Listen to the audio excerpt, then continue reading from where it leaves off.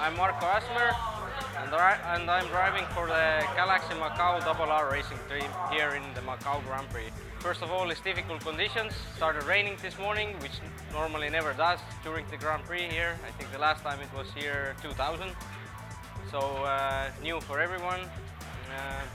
In the morning session we did have a lot of yellow flags and red flags, and the session was disrupted a bit, and nobody really got a good run.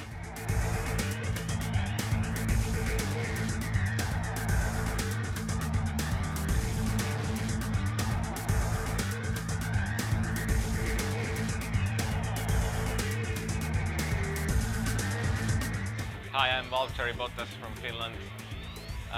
Qualifying today was quite tough. I actually ran straight from the ferry from Hong Kong to the car and went out, and it was wet track, so it was just getting used to the condition and the car again.